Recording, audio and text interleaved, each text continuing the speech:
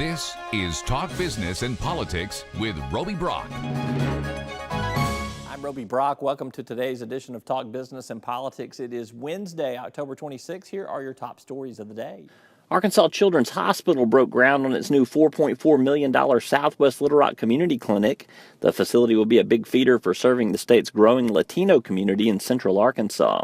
Deltic Timber, which saw longtime company president and CEO Ray Dillon step down from his post in the third quarter, saw improved earnings from a year ago. For the period ended September 30th, Deltic Timber reported net income of $1.5 million compared to the previous year's flat results. Walmart partnering with Oregon-based Digimark to test barcodes that are invisible to the consumer and wrapped around a product package that enables the object to be scanned from a distance without having to find the barcode. The new initiative could greatly improve supply chain and customer checkout efficiency. Read more at talkbusiness.net. And good news for Governor Asa Hutchinson. His job approval remains high. 52% approve of the job the governor's doing, to just 24% who disapprove. That's according to the latest Talk Business and Politics Hendrix College poll of 463 likely Arkansas voters. And you can keep up with those stories each and every day at our website at talkbusiness.net. Quick break. We're back with Speaker of the House Jeremy Gillum. Does he expect gains in the Arkansas House for Republicans? Does he want them? Plus, Joe Carter has a message for the Arkansas State Chamber of Commerce, and John Brummett and I chat up Election Day. We're back after this. First Security is here. Only here. So that means we're here, here, and here. Even here. And definitely here. Because here is where we want to be for you. First Security Bank. Only in Arkansas. At Deltic Timber Corporation, we believe in the responsible creation of communities, in the development of neighborhoods that bring convenience and comfort to life, while respecting the beauty and delicacy of nature. Like the harmonious balance of environment and expansion found in the thriving communities of Chenal Valley and Chenal Downs in Little Rock, and Red Oak Ridge in Hot Springs. Because the best communities in the natural state are the ones that help keep it that way. House Speaker Jeremy Gillum was our guest on last week's Talk Business and Politics Sunday edition. The Republican Speaker will be leading the House for a second consecutive session in 2017. With a current standing of 64 Republicans to 35 Democrats, does Speaker Gillum want more or fewer GOP members? Do you want more Republicans in the House of Representatives, or is there something to be said for there being a little bit more meeting in the middle of Democrats and Republicans? Is there more moderation in that, or do you want to see majorities grow in the House? Well, I'm looking at it from a perspective of district by district as opposed to the totality at this point. What we want is good, solid representatives coming into Little Rock that have a mindset for policy, that are interested in moving the state forward. From my perspective, where we're at right now and looking at the map, I think that will lead us to having more Republicans, because I think the candidates that are out there, whether it be in North Little Rock or Northeast Arkansas, the ones that need to be here in Little Rock are the Republican candidates that we have because of their experiences and their policy mindsets and what they're going to bring to the table. You want 75? So can you get it that high? Well, I'm not going to get into predicting at this point, but I do see us picking up some gains. And the members that look like they're ahead in those races, I think, are going to bring a lot to the table. So we're going to be proud to welcome them into the House of Representatives. Let's talk. That's House Speaker Jeremy Gillum, and there is much, much more to that interview, which you can catch at talkbusiness.net. Still to come, John Brummett and I talk politics, plus Joe Carter, representing the State Chamber of Commerce. He has a message of moderation and money for members. We'll be right back. Each day, the promise of our nation begins again. Arkansas and America, moving forward. I help make that promise a reality. It's not for everyone, but people everywhere depend on us. Oh, I love you too, sweetie. Trucking delivers, or everything stops. And that's what drives me. I did. Circuits turn on the lights by making a connection, by closing the loop. At Entergy, we believe our economy is circular too. What you put in comes back. So we invest billions in new infrastructure, which helps attract new industry, which helps create new jobs. We partner with local communities to electrify the economy. And together, we power life. Entergy. At last week's Arkansas State Chamber annual meeting, members were challenged to step up their lobbying game.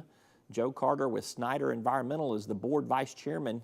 He says the chamber needs to raise more money to influence a legislative agenda aimed at more centrist policies. So the Arkansas State Chamber AIA is getting serious about PAC contributions because we believe that that is the best medium for the voice of the moderate. We believe that other interest groups have taken priority, and as a result, economic prosperity has taken a back seat in Arkansas. And we believe the opportunity is now to join forces and to get serious about raising money to support a legislative agenda that drives economic prosperity for our children. That's Joe Carter with Snyder Environmental and vice chair of the Arkansas State Chamber of Commerce Board. When we come back, John Brummett and I talk politics. It was part of KATV's most recent Facebook Live event. There was a lot to mull, and hey, we even took a few of your questions. Watch the highlights when we come back. As Arkansas's population grows, so do our energy demands. But with the right mix of resources, reliable, affordable power will always be a reality. These resources are all around us in our rivers, blowing through our trees, even right below our feet. The answer isn't focusing on one resource, it's embracing them all. The electric cooperatives of Arkansas know that a balanced approach to power builds our communities and powers our dreams. Visit themixmatters.com and see why there's power in knowledge. You've likely heard of the Great Arkansas Treasure Hunt. In fact, you or your business may have property to claim in the hunt. But where does this treasure come from? Businesses like yours. The law calls it unclaimed property. If your business is holding money on its books that you've not been able to return to the owner, it's most likely unclaimed property, and the law requires it to be sent to the state auditor's office each year. Auditor Andrea Lee's office can make the process for businesses to comply with the law easy and straightforward. Help us help you return Arkansans' unclaimed property at auditor.ar.gov. John Brummett and I usually talk politics on Mondays as part of our daily show. This week, we decided to do something a little special. The two of us sat down to field questions from KATV's Chris May and Channel 7's viewers. Gentlemen, let's begin with the presidential race. The latest tracking poll from ABC News has this at 50-38 for Hillary Clinton. But John, I know you for one don't think this is necessarily a 12-point race. I think ABC's is a little bit of an outlier. I mean, Hillary Clinton is well ahead. This race, in fact, sort of has a feeling of having ended with the last debate with "she's such a nasty woman" remark. That was sort of everything after that. It seemed like an anticlimax. But the poll, what, a 10, 12-point lead? 12 points. You know, I don't think so. But it's, you know, within the margin of error and all the science, it's close. And she's well up. What do you think? 6, 8 points probably on an average, something like that. Yeah, and I mean, and again, the national polls just tell you a little bit more of where the race is trending, right, kind of in terms of who's got momentum, who doesn't have momentum at this point in time. It's really an electoral math problem at this point in time. I've run some numbers here just to show what has to happen if Donald Trump is going to get to 270. He has to win all of the competitive red states that are competitive right now that went for Mitt Romney in 2012. That's Arizona, North Carolina, Georgia, Utah, and even Texas I'm going to throw in there. He's got to win all of those, and he's not winning all those right now. He's got to win all those.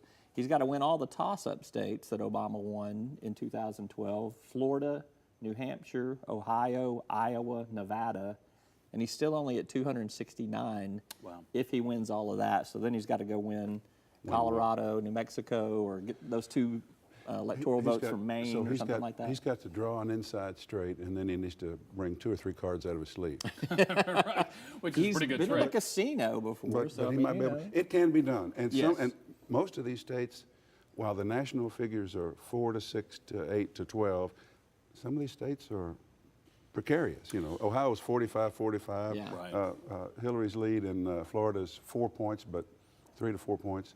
But that's kind of tenuous. Well, So, North Carolina, Clinton +7, Florida, yeah, anywhere from This is in +3 the to ABC +5. These Yeah. are the latest that were out today. Yeah. Well, she's well positioned to win. She is very well positioned, and there's no event that's going to take place between now and the election unless it's a WikiLeaks from hell for her. We don't know. Well, okay, that's kind of where I was going next. Yeah. Is what does have to happen for a Trump victory? I mean, are we talking about? You know, he's talked about not necessarily a silent majority, but what would have to happen for him to win? Yeah, this there race? has to be some factor out there that the polls are not picking up on, and those would be people who have registered to vote, who have not come out to vote before, infrequent general election voters who are not deemed likely voters. That there has to be a huge groundswell of those type of voters, and the Trump folks claim that they do have those types of voters in their system. They claim that's who's coming to the rallies, and that's who's out there advocating for them at the grassroots level and doing all that. But I mean, it would take something that huge and that undetected, and I just don't think modern polling is going to miss too much of that. It'd have to totally miss a part of the electorate that is unknown to us to this point.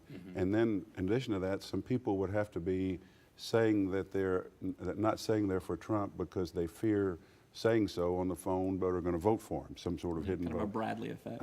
Yeah, and that's, you know, at this point, that's what he has to go on. And it's not completely out of the question. I mean, he is such a strange political figure. It is conceivable that there is some of that dynamic there, but the polling's good, and the pollsters know what they're doing.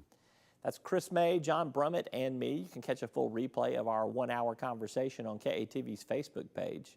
Of course, we've shared it on the Talk Business and Politics Facebook page too, so you can check it out. That's all for today's Talk Business and Politics Daily.